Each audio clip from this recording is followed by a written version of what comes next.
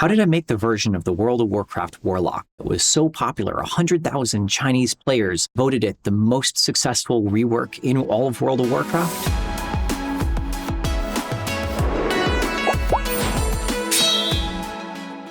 Well, the answer is team. But the story doesn't start there. In fact, the Warlock wasn't even supposed to be reworked at all. I wasn't supposed to do this at all. However, the guy who was responsible for the Warlock class had taken over the new class, the Monk, and was feeling overwhelmed. In fact, he said, not only am I overwhelmed, all of my ideas between Shadow Priests and Warlocks are starting to overlap and kind of get homogenized. We need a new, fresh pair of eyes on this. And me happened to be sitting in the room at the time. I'm like, if we don't have the resources for anyone else, I can take a look at it and come up with some ideas. I used to play one for years. And the rest of the class team was honestly at first pretty relieved. But Chris, Chad, and Ian had already had their workloads packed to the brim, taking care of 3 classes each. So I took the 10th class, Warlock. The secret is that I didn't just start reworking it right away. I had some ideas about what I should do and what I shouldn't do, but I had something in my pocket that a lot of the other class designers didn't. I was directly plugged in with the raiding community because I had been doing PTR testing for World of Warcraft for years. And so many of the Warlock players and leaders of many of the classes had reached out to me, shared their emails, and so on over time, asking questions, reporting bugs around the raid content. So I reached out to a number of them. In fact, I went and selected 10 of who I believed were the most varied but still skilled players of Warlocks in the world. And I said, hey, we're going to go and rework this class. That's happening. You can't change it. But with your insights and opinions, you can help steer it. And so I had them list out everything that irritated them. What did they enjoy? What was intriguing to them? Where did they find mastery? What were the things that looked interesting and in-depth, but actually weren't? And I got an immense amount of feedback. Oh, Affliction needs to be reworked. Destruction is overwhelming. But there was one voice that just absolutely sang out with an immense amount of research and insights.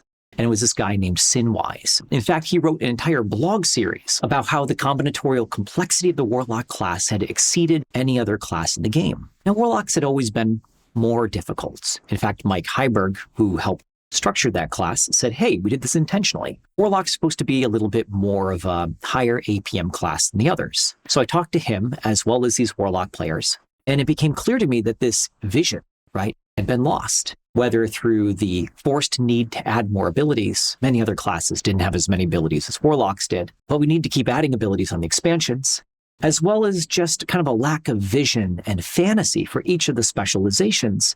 Classes become muddled and confusing over time. So I went to them and I said, hey, if you would describe the vision for each of these specs, what would it be? Afflictions came back as, hey, we like this fantasy. It's pain, it's agony, it's fear, it's suffering, it's terror at its heart, right? But for demonology and destruction, they're like, this doesn't make sense.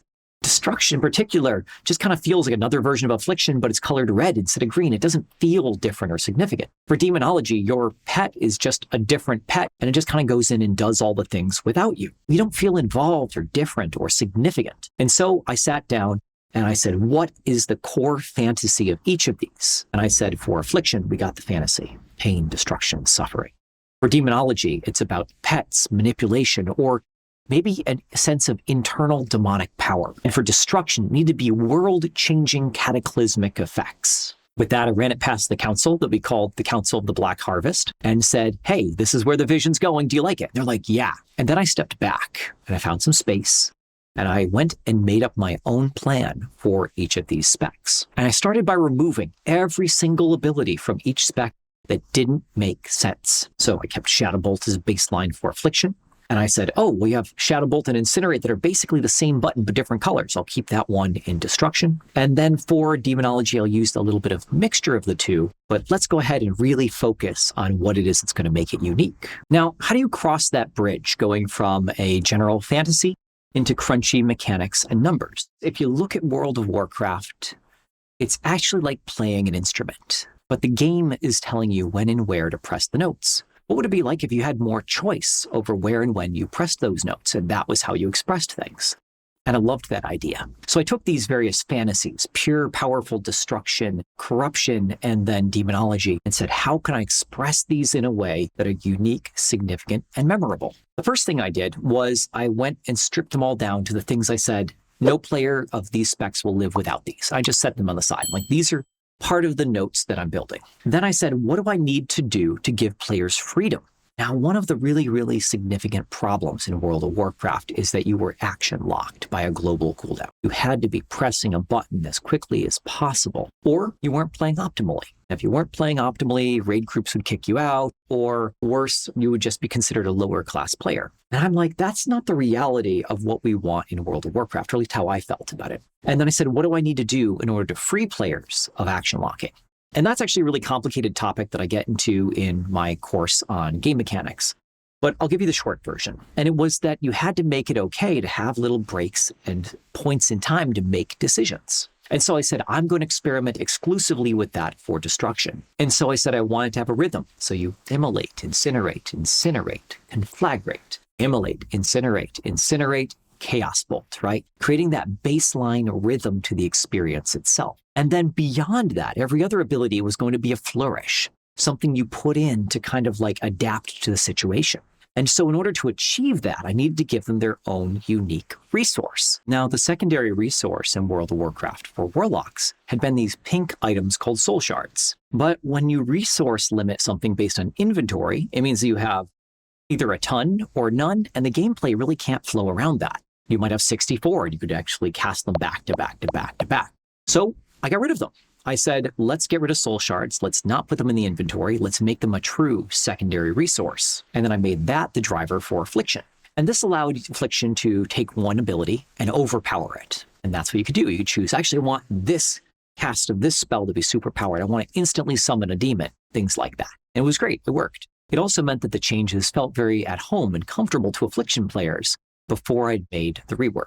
Now for Demonology, I decided, well, we have custom resources and it's just a number. Let's change up that UI. So I made a resource that raged up and raged down. It would go up and down like an ebb and flow. And so we gave them this demon form that allowed them to transform or metamorphosize into a full-blooded demon. Once in that form, you could do more damage based upon your mastery points. And guess what? This worked. It meant that players, when their effects were all up and the stars aligned, they demon formed and boom, more damage. But then for destruction, I wanted to get back to that rhythm, that music, that sense of pattern amongst the noise. Whereas Affliction was being driven by your dot timers and Demonology was being driven by this rage bar. Destruction was about this harmony and this building up resource. So initially, I had this fiery bar that would go, just like the Demonology, go from empty to full. And when it was full, you would physically take damage, like your character would light up on fire and be hurt. And I thought that'd be really cool. You'll just drain life to restore it. And so you'll be using your health bar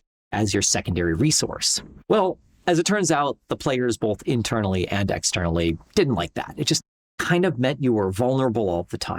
But the fantasy was great. So instead of it actually being a bar causing your health to be depleted, I just made it a secondary resource that filled these things called burning embers. But unlike the other specializations, burning embers were like broken good. These things could instantly fill 25% of your health, instantly resummon any pet, even cause you to be able to deal massive amounts of AoE damage, or, the one that players love the most, do the largest damage number that could exist fairly in World of Warcraft. And you might stop and ask yourself, how on earth can that be fair? But World of Warcraft is a game of throughput.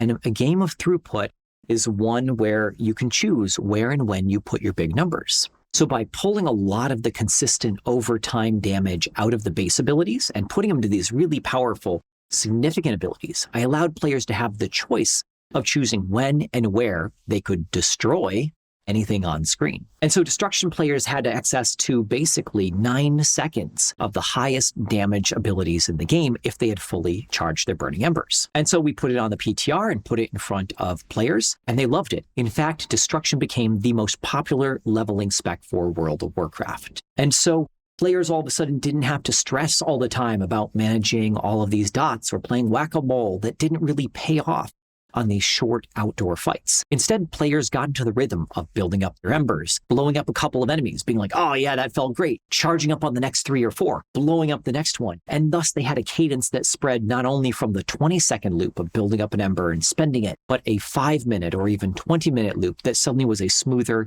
more polished, and more effective experience that made leveling a joy, as opposed to a chore, like it was for the other Warlock specs. How did it feel to have such a positive public perception of the work that I had done? It was incredible, right? It was great to see that so many players appreciated and loved the Warlock changes. In fact, Warlock went from being played for about 3% of players to almost 11 or 12% of players, which is higher than the 10% share of 10 classes that we were expecting to get.